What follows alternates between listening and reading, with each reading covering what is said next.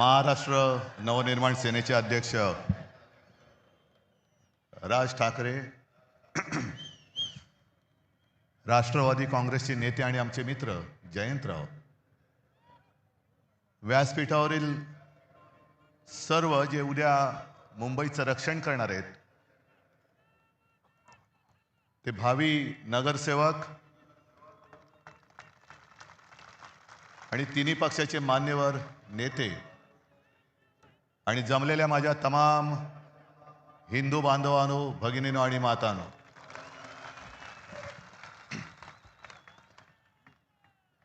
आता या पहिल्या वाक्यापासूनच उद्या चर्चा सुरू होईल की राज मराठी बांधवांनो, भगिनींनो आणि मातांनो म्हणाले आणि उद्धव ठाकरे हिंदू बांधवांनो, भगिनींनो मातांनो म्हणाले. अहो, हेच तर आमचं म्हणणं आहे. कारण मुंबई महानगरपालिकेची निवडणूक सुरुवात कोणी केली, महापौर कोण होणार, त्यांनी सुरुवात केली आणि आम्ही म्हणतो मराठी महापौर होणार, ते म्हणतात हिंदू महापौर होणार. मग देवेंद्र फडणवीस हिंदू आहेत की नाही हा पहिला माझा त्यांना प्रश्न आहे. जरा तपासून बघा, काय तपासायचं असेल तर. नाही म्हणजे डोकं वगैरे काय बर्थ सर्टिफिकेट वगैरे असं मी म्हणतोय. आम्ही अस्सल मराठी बोलणारे देशभक्त हिंदू आहोत आणि राजने आज अप्रतिम मांडणी केली. राज, तू जे सांगितलं की पोट भरून जेवण तुम्हाला देणार आहे, आता एवढं पोट भरल्यानंतर किंवा पोट तिडकीने त्यांनी सांगितल्यानंतर पोटाला तड लागून उपयोग नाही, डोक्यात तिडीक गेली पाहिजे. आणि ती जर जाणार नसेल तर मग छत्रपती शिवाजी महाराज की जय बोलण्याचा आपल्याला अधिकार नाही, जय भवानी जय शिवाजी बोलण्याचा आपल्याला अधिकार नाही. आणि आजच्या सभेचं हे वैशिष्ट्य आहे. जसं आपल्या सगळ्यांच्या मनात आजपर्यंतचा शिवसेनेचा इतिहास माहिती आहे, तसंच मला ती पहिली सभा मलाही आठवते. मी इथे खालीच माच्या मांडीवरती बसून ती सभा बघितली होती. समोर आजोबा होते, बाळासाहेब होते, श्रीकांतजी होते. काय बोलणं ऐकायला येत होतं, पण कशासाठी नेमकं काय चाललंय, मराठी माणसावरती अन्याय होतं म्हणजे नेमकं काय होतंय हे कळण्याचं वय नव्हतं. आणि आज या सगळ्या गोष्टीची जाणीव होते. काय योगायोग आहे की त्यावेळेला मी इथे समोर बसलो होतो, आज आमच्या खांद्यावरती धुरा आलेली आहे. आज सगळ्यांना कळलं असेल की ठाकरे बंधू एकत्र का आले. आणि जयंतराव, भावकी एक झालेली आहे, आता गावकी पण एक होते.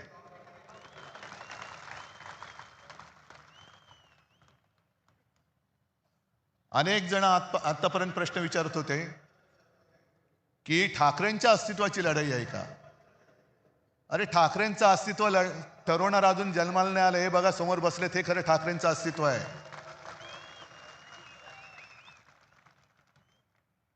ही सगळी लाचार माकडं ही कधी वाघ नाही बनू शकत. आणि आत्ता तुमच्या लक्षात आलं असेल की शिवसेना संपवण्यामागचा यांचा डाव काय होता. का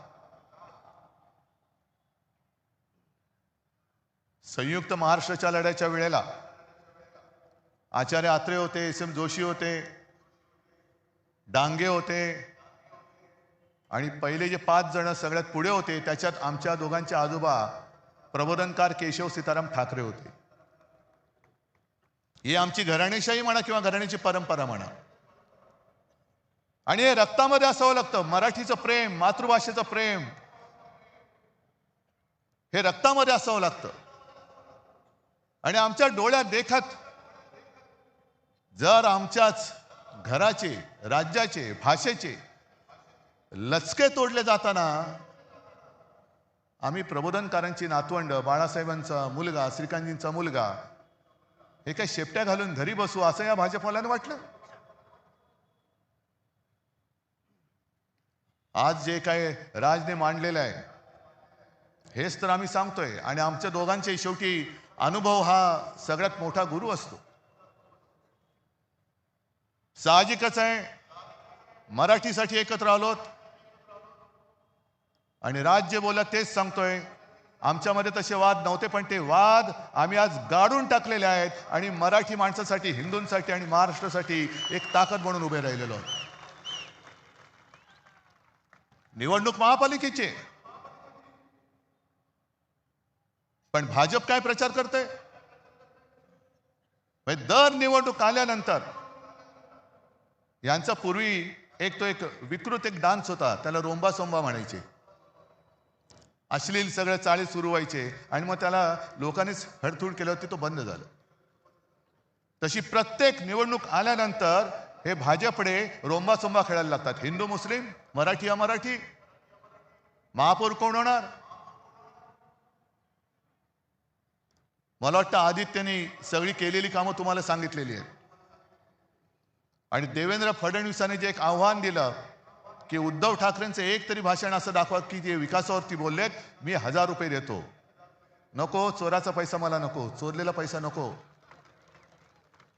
पण देवेंद्र फडणवीस, मी तुम्हाला आव्हान देतोय की तुमचं मोदींपासूनचं तुमचं आणि तुमच्या खालच्या चेलाचपाट्यांचं अगदी वर्गाच्या मॉनिटरची निवडणूक असली तरी हिंदू मुस्लिम न करता केलेलं भाषण दाखवा. आम्ही सगळे मिळून तुम्हाला 1 लाख रुपये देतो. जा.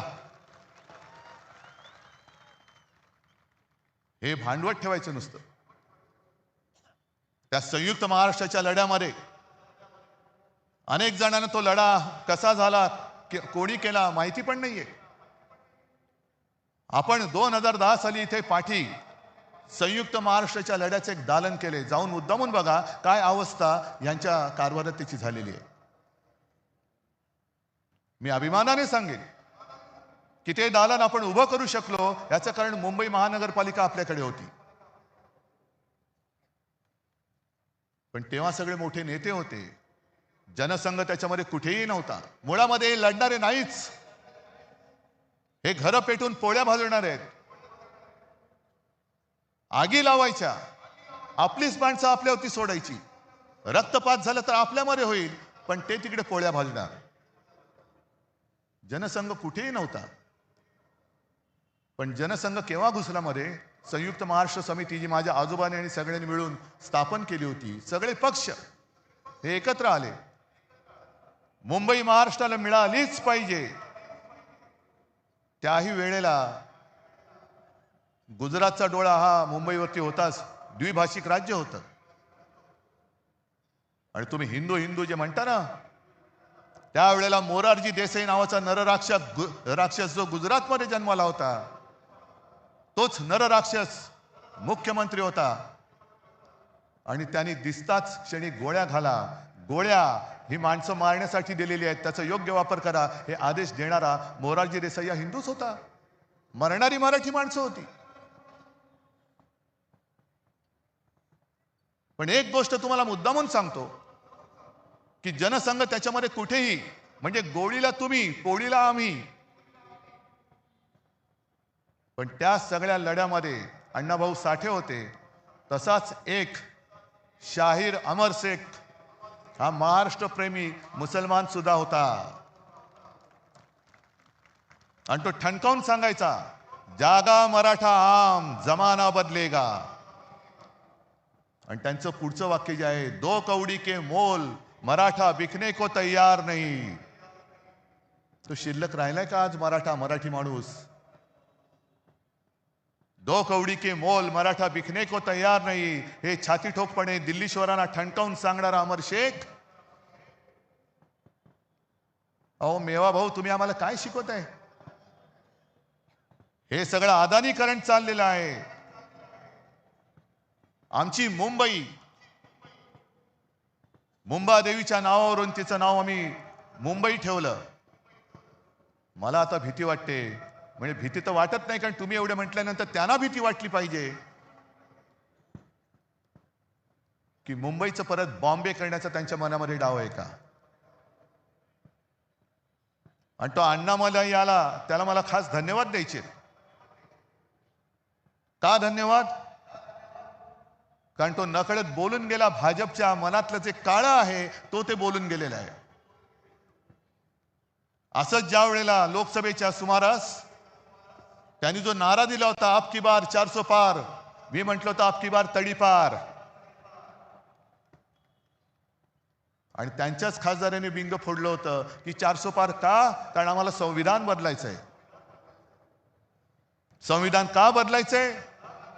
तर एका साध्या मराठी माणसाने लिहिलेलं ते संविधान. यानं तर देवाने पाठवले. पण एक साधा माणूस संविधान लिहितो आणि त्या संविधानाच्या आधारावरती देश चालतो, असं काय शक्य आहे? आज ही सगळी परिस्थिती तुम्हाला दाखवल्यानंतर मी जिथे जातोय, ज्या ज्या महापालिका बघतोय, रिपोर्ट घेतोय, सगळीकडे एकच हालत आहे. आपली ही सोन्यासारखी मुंबई, ज्याच्या ठेवी आपण 92,000 कोटीपर्यंत नेल्या होत्या, त्या यांनी 70,000 कोटीपर्यंत तोडलेल्या आहेत. आज आपण हे सगळं प्रदूषण बघतोय. हे नुसतं प्रदूषण नाही, हवेचं प्रदूषण नाही, हे भ्रष्टाचाराचं प्रदूषण आहे. जवळपास 3 लाख कोटींचा घोटाळा या दळबद्री भाजप आणि त्यांच्या या लाचार गद्दार सरकारने करून ठेवलेले, आपल्या डोक्यावरती मारलेले आहे. ही निवडणूक स्पष्ट आहे. आम्हाला महापालिका पाहिजे. का पाहिजे हे आम्ही दोघं सांगतोय. भाजपला का पाहिजे? कारण ती त्यांना अदानीच्या हातात घालायची आहे. हा एक मुद्दा झाल्यानंतर 25 वर्षामध्ये शिवसेनेने केलेली कामं आणि गेल्या फक्त 4 वर्षामध्ये यांनी धुवून टाकलेली मुंबई, हे फक्त समोर ठेवा. आणि मी ज्यांना मराठीबद्दल प्रेम तर सगळ्यांना आहेच, पण जो असाच एक मतदार आहे त्यांनी प्रश्न विचारायला पाहिजे की हे खरं आहे की हे खरं आहे. आज संपूर्ण मुंबई 90% खोदून ठेवलेली आहे. म्हणजे एक ते पर्यावरण तज्ञ आहेत, केस भट मला वाटतं त्यांचं नाव, त्यांनी सांगितलं दिल्ली ही व्हेंटिलेटरवर आहे, तर मुंबई ही ICU मध्ये आहे. उद्या आपण जगायचं कसं हे ठरवणारी ही निवडणूक आहे. आणि ही जी काय 90% मुंबई खोदलेली आहे, इकडून मेट्रो, तिकडून मेट्रो, इकडून बोगदा, तिकडून रस्ता खोदलाय, तिकडे फुटपाथ खोदलाय, चालायला जागा नाही, फिरायला जागा नाही. संपूर्ण मुंबईमध्ये धूळ आणि सिमेंटचं साम्राज्य आहे. पण त्याच्या प्रदूषणात सुद्धा भ्रष्टाचार आहे.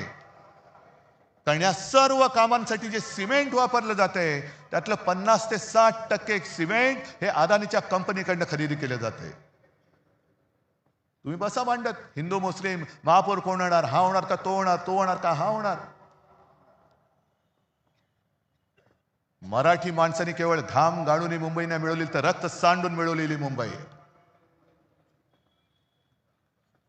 आणि आज ते मोठे कोणी नेते राहिलेले नाहीयेत. पण आमची घराण्याची परंपरा म्हणून, एक आमचं कर्तव्य म्हणून आम्ही तुमच्यासारख्या सगळ्या सैनिकांच्या साथीने हे आक्रमण परतवण्यासाठी उभे राहिलेलो आहोत. आमच्यासोबत येणार आहात की नाही हे ज्याचं त्यांनी ठरवायचं आहे. ही काही पहिली निवडणूक नाहीये. शिवसेनेला आता यावर्षी 60 वर्ष होतील. अनेक निवडणुका आल्या आणि अनेक निवडणुका झाल्या. काही शिवसेना जिंकली, काही शिवसेना हरली. भारतीय जनता पक्षाबरोबर युती झाली, हिंदुत्वासाठी केली. आणि याच व्यासपीठावरती तोही काळ आठवते, तीही मीटिंग मला आठवते, ज्या मीटिंगमध्ये शिवसेना प्रमुख जॉर्ज फर्नांडिस आणि पवार साहेब होते. युत्या होतात, आघाड्या होतात, मतभेद होतात, लोक दूर जातात. आता नितीश कुमारचं उदाहरण बघितल्यानंतर मला भारतीय जनता पक्षाला हेच प्रश्न विचारायचे आहेत की तुम्हाला हिंदुत्ववादी असलेली शिवसेना का नको, याचं उत्तर आज आम्हाला मिळते. तुम्हाला मुफ्ती मेहबूबा मुफ्ती चालते. संघ मुक्त भारत म्हणजे संघ नको म्हणणारा नितीश कुमार चालतो. मोदींना अतिरेकी म्हणणारे चंद्रबाबू चालतात. पण शिवसेना नको, याचं कारण जोपर्यंत शिवसेना आहे तोपर्यंत तुम्हाला मुंबईचा घास गिळता येणार नाही हे फक्त माहिती आहे, म्हणून तुम्हाला शिवसेना नकोय. कारण आघाड्या तुटतात मी म्हटलं ना, पण पक्ष संपवण्याचा हा विकृतपणा हा शिवसेनेबरोबर त्यांनी पहिल्यांदा केलेला आहे. आणि महाराष्ट्राच्या ज्या दोन शक्ती, अरे तुमचा कुठला बँडवाले आहात तुम्ही? नुसता मोदींचे बँडवाले तुम्ही आमचा ब्रँड संपवायला निघालात.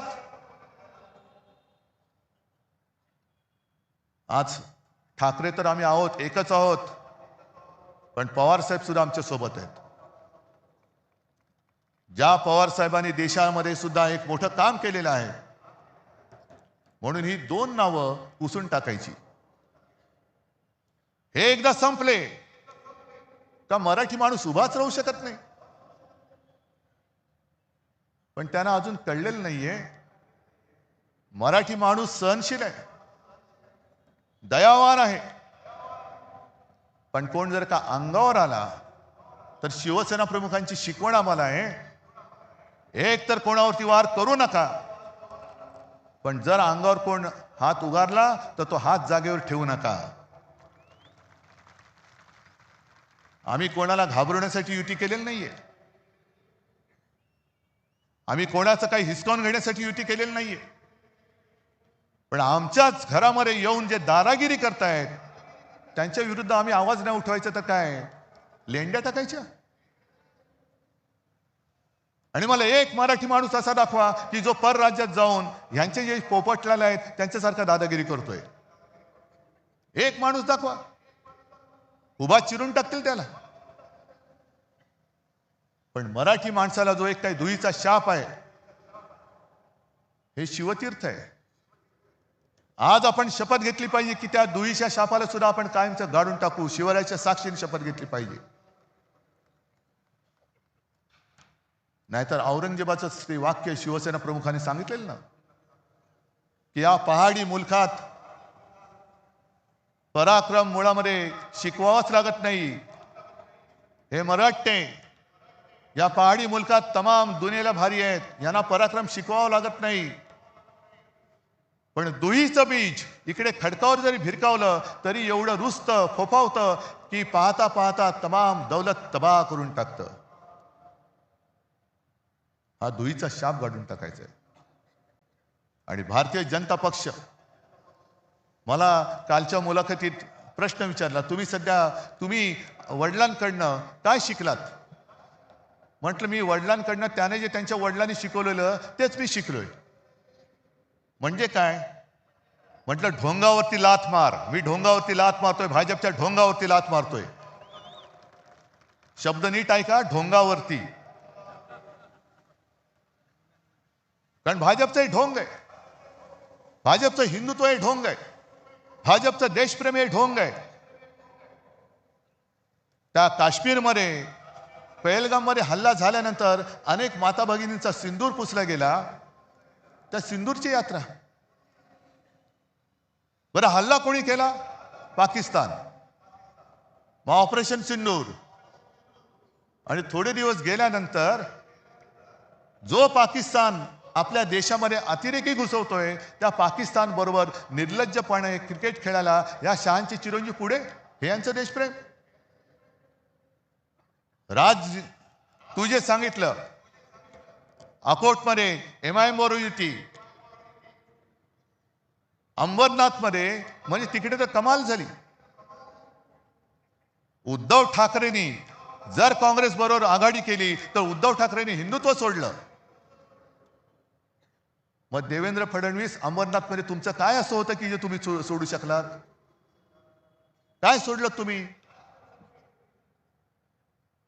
बरं मोदींच्या घरी लहान असताना ईदच्या दिवशी आजूबाजूच्या मुस्लिम कुटुंबियांकडनं जेवण यायचं, चांगली गोष्ट आहे. सौगाते मोदी तुम्ही वाटणार, पण आम्ही जरा कुठे काय खुट केलं, आम्ही जर अमर शेखची आठवण काढली तर आम्ही हिंदुत्व सोडलं. काँग्रेस बरोबर हात मिळवला, आम्ही हिंदुत्व सोडलं. म्हणजे भाजप काय करतंय ते अमर प्रेम, आणि आम्ही केलं तर लवजिहाद. हे ढोंग आहे.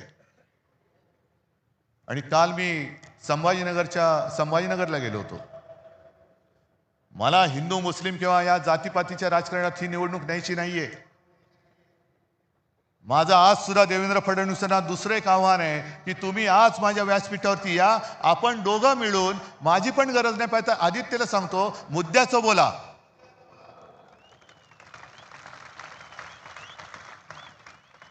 हे म्हणे शिवसेनेने मुंबईसाठी काय केलं, मराठी माणसासाठी काय केलं. मी विचारलं कोण विचारते हे?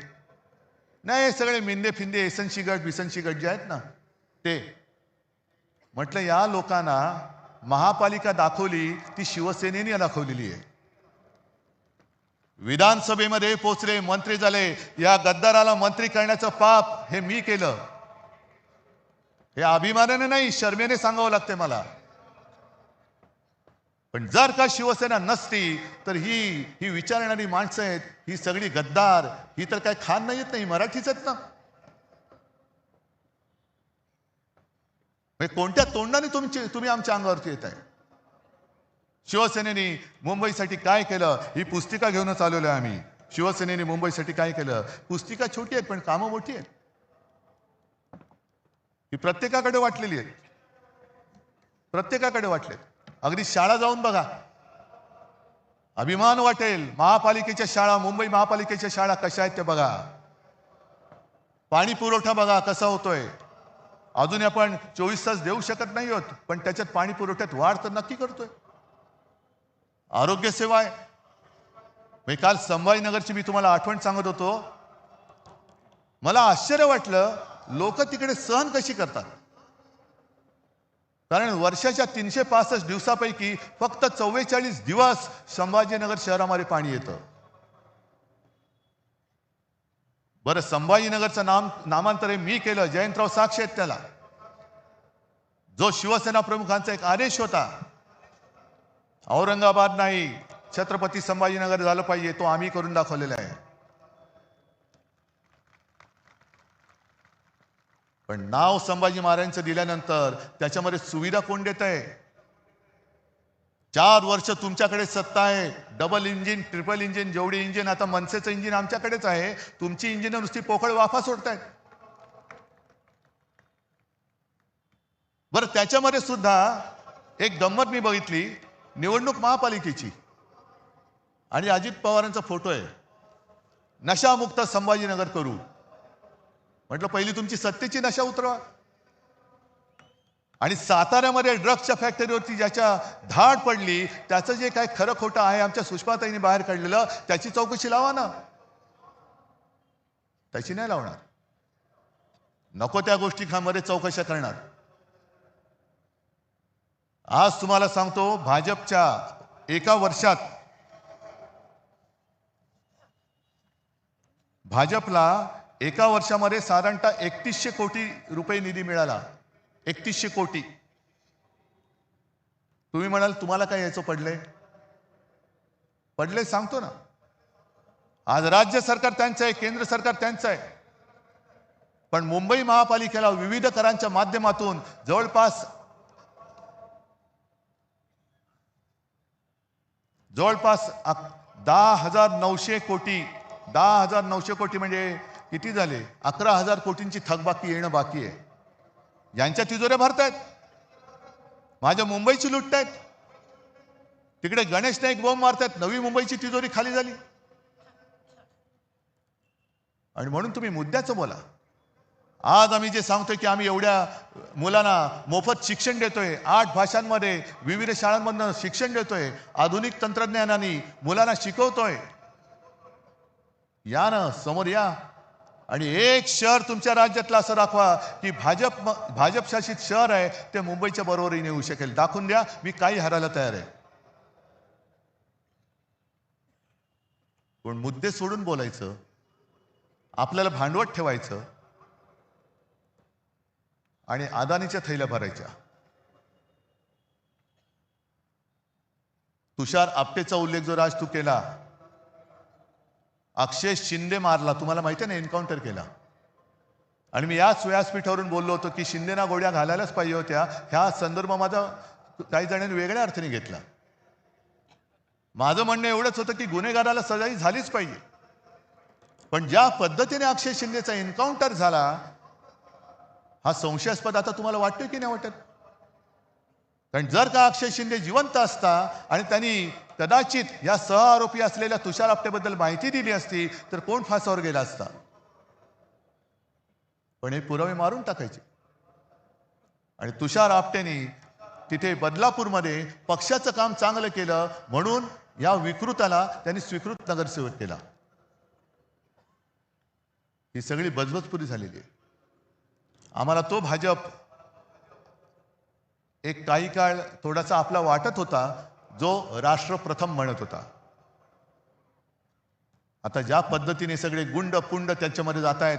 नाशिकमध्ये आमच्या सोबत होता तेव्हा हा सलीम कुत्ताचा मित्र, पण सलीम कुत्ताचा मित्र भाजपात गेल्यानंतर त्याचं श्वान झालं. तिकडे प्रफुल्ल पटेलला त्यांनी घेतलं, इक्बाल मिर्चीचा साथीदार. नवाब मलिक आमच्या सोबत होते तर दाऊदचा साथीदार. आणि अजित पवारांबद्दल माझं स्पष्ट म्हणणं आहे देवेंद्र फडणवीसांना की 70,000 कोटीचे घोटाळ्याचे आरोप तुम्ही आणि मोदीजींनी त्यांच्यावरती केले. ढीगभर पुरावे तुम्ही नेऊन दिले. आता जर का केस चालू आहे असं तुम्ही म्हणताय तर पुरावे तुम्ही दिलेत, ते आता पुरावे की जाळावे कोर्टाने एवढं सांगा. आणि त्या पुराव्यामध्ये दम असेल, कारण तुम्हाला माहिती आहे तुम्ही पुरावे दिलेत, तर अजित पवारांना लाथ मारून हाकलून द्या. आणि नसेल तर अजित पवारांची जाहीर माफी मागा. कारण हेच तुमच्या चालचाली चाललेले आहेत. लोकांना बदनाम करायचं, आयुष्यातून उठवून टाकायचं, पक्षामध्ये घ्यायचं. म्हणजे भाजपची एवढी हालत वाईट झालेली आहे. निष्ठावंतांना आता काही किंमत राहिलेली नाहीये. निष्ठावंत सगळे उपऱ्यांच्या म्हणजे आपण उपरे वेगळे आपल्या डोक्यावर बसवतात हे, पण भाजपच्या निष्ठावंतांच्या डोक्यावरती वेगळे म्हणजे भाजपच्या ते जयंतराव तुम्हीच सांगितलं होतं ना, तसं त्यांचं झालं. आता कोणाच्या खांद्यावर कोणाचे ओझे, सगळे माखलेले, घाणीने माखलेले, लडबडलेले ही लोक घ्यायची. निष्ठावंतांनी त्यांची लंगोट धुवायचे, सगळं साफ करायचं आणि डोक्यावरती घेऊन यांना नाचत सुटायचं. एवढंच निष्ठावंतांचं काम राहिले. ही भाजप आम्हाला मंजूर नाहीये. आता भाजपामध्ये राष्ट्र प्रथम नव्हे तर भ्रष्टाचार प्रथम म्हणणारी भाजपा झालेली आहे. गुंडागर्दी करणारी, बलात्कारी प्रथम म्हणणारी भाजपा झालेली आहे. आणि आपल्यामध्ये आगी लावून प्रत्येक ठिकाणी हेच होतंय. एका मोठ्या समाजाला डिवचायचं आणि त्याच्या विरुद्ध इतर समाजाला चिडवायचं. म्हणजे हा डिवचलेला समाज विरुद्ध गेला तरी चालेल, पण बाकीचे चिडवलेले एकत्र येऊन हे भाजपला मतदान करतील. कसं करतील हे बघायचं. मी इथल्या मुंबईकरांना, तमाम मुंबईकरांना मी आवाहन करतोय, म्हणजे विनंती करतोय, हा लढा आमचा आहेच, मराठी माणसाचा आहेच. पण आज मुंबईमध्ये अनेक पिढ्या राहणारे इतर भाषिक आहेत. ज्या वेळेला मुंबईमध्ये संकट येतं, नैसर्गिक आपत्ती असेल, अतिरेकी हल्ला असेल, तेव्हा पहिल्यांदा जात पात धर्म न विचारता त्याला वाचवायला धावून जातो तो शिवसेना प्रमुखांचा शिवसैनिक धावून जातो. रक्तदान करायला पहिल्यांदा रांग लावून उभा राहतो. तो भाजपवाला नाही राहत. तो तिकडे गोमूत्रासाठी लाईन लावेल, पण रक्तदानासाठी नाही लावणार. गोमूत्र प्राशन करायला लाईन लावतील तिकडे. माणसं मरतायत, नाही गोमूत्र प्राशन केलं तर त्याची जीव वाचतील. हट तुमचं हिंदुत्व. पण रक्तदान करताना सुद्धा शिवसैनिक कधी विचारत नाही की माझं रक्त कोणाला जाणार आहे. हे अशा अण्णा मला येतील आणि जातील, मलाही खाणारे येतील आणि जातील, ओरबाडून आपल्याला काढलं जातंय. आणि म्हणून आम्ही एक पोट तिडकीने हा लढा उभारलेला आहे. नाही तर आम्ही पण गेलो असतो ना. हे एवढं देश भरून अडाणींनी टाकलेलं आहे, त्याच्यात आम्ही आमची घरं भरली असती.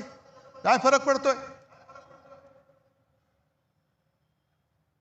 पण तसं जर का आम्ही झालो तर राज, तू जे बोललास की आज शिवसेना प्रमुख, आमचे आजोबा हे वर्ण आमच्याकडे बघत असतील, त्यांनी त्यांच्या डोक्यात किंवा त्यांच्या मनात आमच्याबद्दल काय झालं असतं, अरे ही आमची पिढी, आम्ही काय होतो, आम्ही काय लढा उभा केला, कशा त्या खचलेल्या मराठी माणसाच्या मनगटामध्ये आम्ही हिंमत आणि आत्मविश्वास भरला आणि ही माझी शेलपट मुलं आणि नातवंड नाही.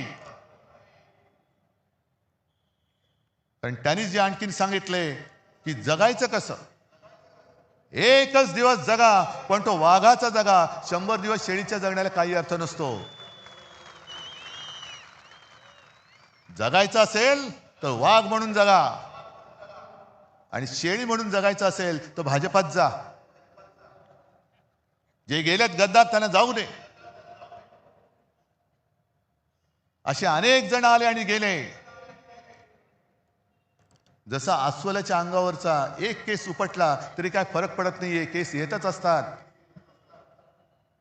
भाजपला आज राजकारणामध्ये पोरं होत नाही, हे त्यांचं शल्य आहे, आमचं नाहीये.